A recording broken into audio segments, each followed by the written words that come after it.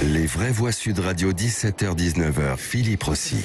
Les vraies voix, c'est avec Jean Dorido, Pierre Licia, Caroline Pilastre. Faut-il réintégrer les soignants non vaccinés? C'est notre grand débat dans quelques minutes à 18h30. 0826 300 300 pour réagir et débattre avec nos vraies voix. Puis vous votez sur les réseaux sociaux. Vous dites oui à 77%. Twitter, YouTube, faut-il réintégrer les soignants non vaccinés?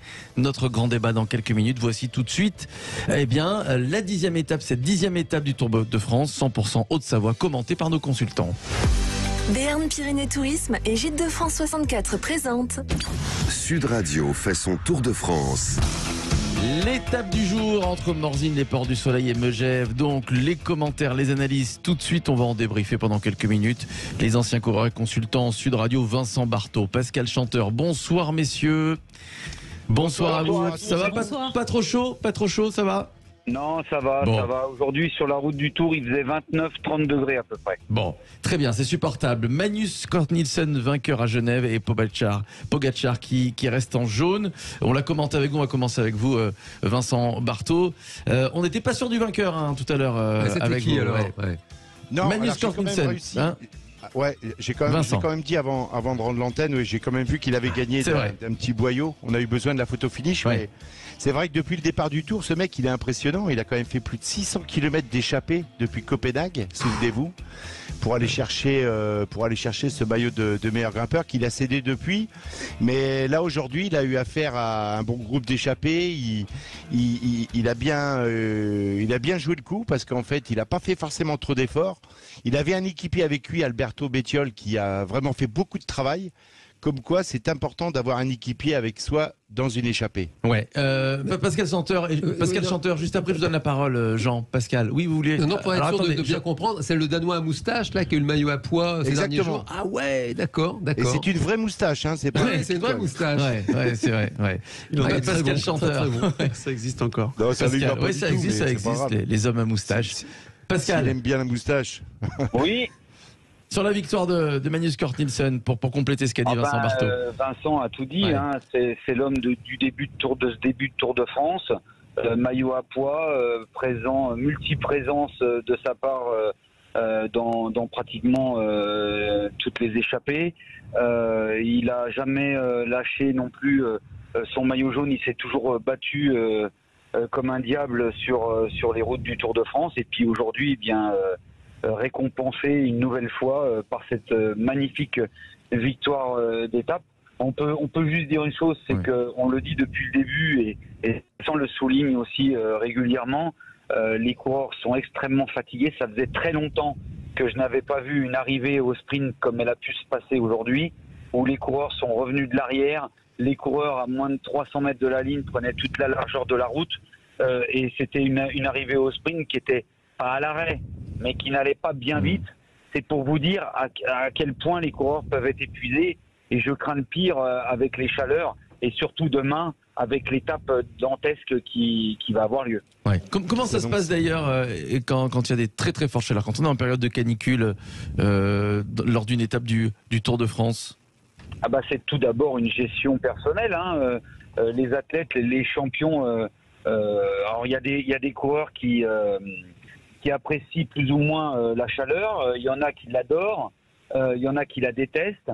Et après, c'est une gestion personnelle. Il faut s'hydrater, énormément s'hydrater, pas trop non plus, et puis pas trop froid non plus, parce que vous pouvez aussi risquer une mauvaise digestion et un problème intestinaux.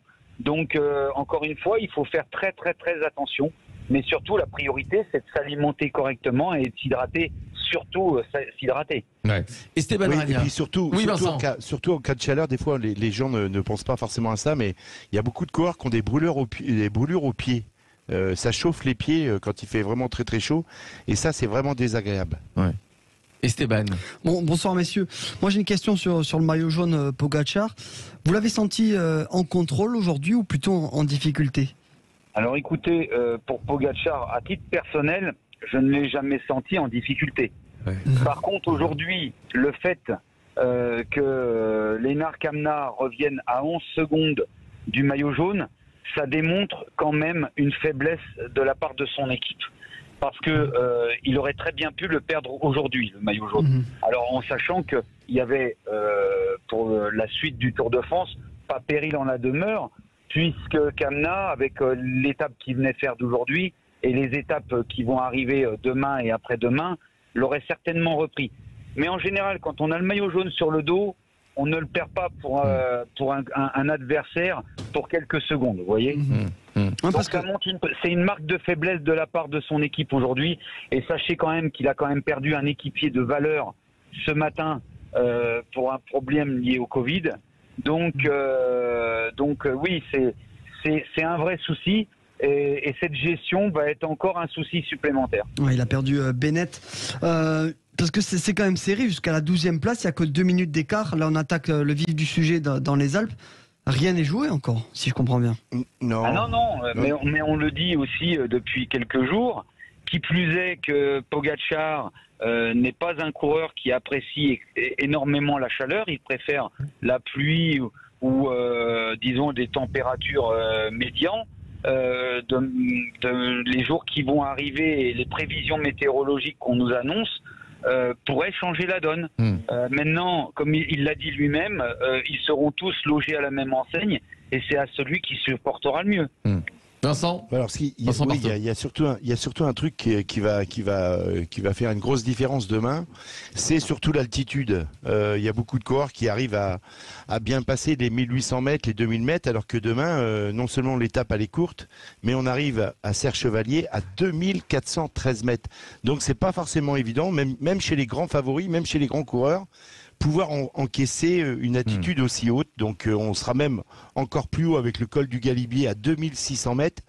Donc demain, on n'est pas à l'abri d'avoir quelques petites défaillances. Ouais. Jean Dorido. Oui, moi j'avais une question. Alors c'est pas très gai, mais vous avez parlé justement du Covid. Ouais. Est-ce qu'on sait où ça en est là? Parce que c'est quand même hyper anxiogène. Il n'y a pas une journée sans qu'il y ait un coureur qui ne peut pas prendre le départ. Qui veut répondre? Pascal, on va laisser Pascal. Pascal Chanteur. Mais il faut savoir que déjà, première chose, c'est que nous, le cyclisme, on réagit systématiquement, et ça fait déjà pas mal de fois, en marge de notre société. Aujourd'hui, sur le Tour de France, un cas de Covid positif, ce qui ne veut pas asymptomatique, c'est en règle générale pratiquement fin de course. Pour la bonne et simple raison qu'une équipe ne veut prendre le risque que ce même coureur asymptomatique puisse contaminer le reste de l'équipe. Donc c'est un véritable problème de gestion de notre sport, tout simplement, parce que rendez-vous compte que lorsque vous êtes au paddock et qu'il y a une barrière, vous avez des gens sans match, sans aucune restriction, et vous passez une barrière où nous, on peut directement arrêter son métier, parce qu'on reste quand même des coureurs cyclistes professionnels, et mettre un terme à son métier alors que vous êtes des fois peut-être en fin de contrat ou autre chose. Et tout ça en étant en bonne santé. Donc c'est un véritable problème. Et comme je le dis depuis déjà pas mal de temps, ce qui devrait primer avant toute chose, c'est la santé. Et aujourd'hui, toutes les équipes et tous les coureurs ont des staffs médicaux autour d'eux. Et à un moment donné, il va falloir prendre ce genre de choses en considération, parce que ça serait quand même dommageable de mettre à la maison des coureurs en très bonne santé. Ouais. Voilà. Merci Pascal Chanteur et Vincent Barthaud. Évidemment, on vous retrouve demain pour cette étape très difficile, la 11e étape. On retrouvera Vincent Barthaud pour suivre avec vous l'arrivée en direct sur Sud Radio, et puis juste après le débrief avec Pascal Chanteur aux alentours de 18h15. Merci messieurs, à demain. Sud Radio fait son tour de France. Avec Béarn Pyrénées Tourisme et Gîtes de France 64. Le grand débat des vraies voix, c'est dans un instant, faut-il réintégrer les soignants non vaccinés? Le ministre de la Santé, François Braun, qui a clairement dit hier non. Hier, c'était lors des débats à l'Assemblée nationale. Vous votez sur Twitter, YouTube, vous nous appelez au 0826 300 300 pour réagir. Le grand débat des vraies voix dans une poignée de minutes maintenant, avec Gilbert Mouden, infirmier anesthésiste et représentant du personnel Sud Santé sociaux du CHU de Bordeaux. A tout de suite pour le grand débat.